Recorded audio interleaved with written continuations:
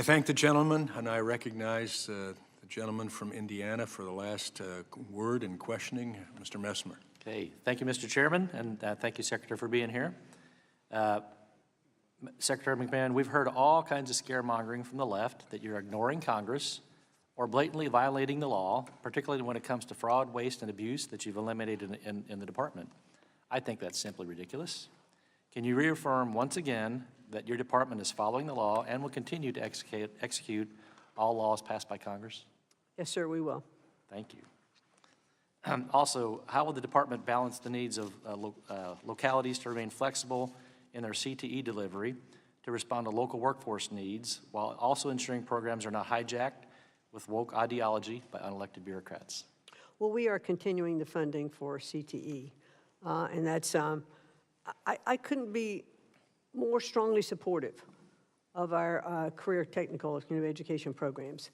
And I want to see them started earlier in schools, middle schools, high schools, community colleges. I think there are many pathways to opportunities for success, for employment. And I think that we have to make sure that we are continuing to focus on developing those. Whether it's public-private partnerships, there are, I know, a lot of companies that work with community colleges to put funds into those community colleges to help develop curriculum. For instance, I know in West Virginia, there is a program that Toyota has come in. They actually have built a Toyota Center at one of the community colleges, and the students who are there train in the plant, and they take part of the courses at the Toyota Center, and it's a workforce built in. In my district as well. And so those are the kinds of things that we want to see continuing to happen. Thank you. And we need to maintain local flexibility because the workforce needs across the country are very diverse. So thank you. Yes, they are. Yes, thank you. Also, the state of Indiana has been a leader in school choice programs, leading the charge in voucher initiatives and creating a comprehensive educational agenda for K through 12 education that will ensure families have the best access to educational opportunities and choices. What are the steps is the department planning for returning school policy decisions back to the state and local level to help ensure states like Indiana better achieve their pro-family, pro-student education policy goals?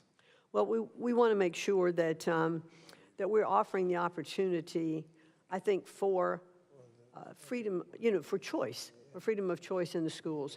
So by increasing the charter school budget, that one of the things that the president would like to see opportunities for more charter schools to get started. And often charter schools, and I haven't talked about this today, they're often started, in low economic areas to provide education for those students that are kind of being left behind and aren't performing at levels that other students are. And so when we have this choice and competitive factors, in our states, we are seeing the levels across all schools. A rising tide, lifts all boats, and it does give opportunities when we have the choice that the president would like to see. Thank you. In Indiana, we've seen the highest utilization of charter schools in low-income minority areas and benefits those students the most. So thank you. Thank you. And I've visited, not in Indiana, but I have visited some of those charter schools in lower economic areas and seen the results, because it's often, those lower economic students are often so overlooked and said, well, there's no need to waste any money there, because that's where we need to spend money to make sure that they have equal opportunity as well. Thank you. I appreciate your support, and I yield back my time.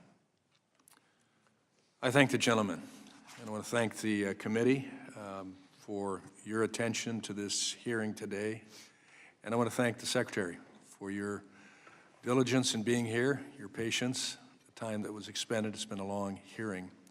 We appreciate you being here. There are no further questions, so now I recognize the ranking member for his closing remarks. Thank you, Mr. Chairman, and I thank the Secretary for being with us today. We're here today to consider the effect of the President's 2026 budget on programs within the jurisdiction of the Committee on Education and Workforce. And we begin that consideration while legislation passed by the House and pending in the Senate showers tax breaks on the wealthy and cuts Medicaid, SNAP, and funding for programs that give access to college while adding trillions of dollars of additional debt.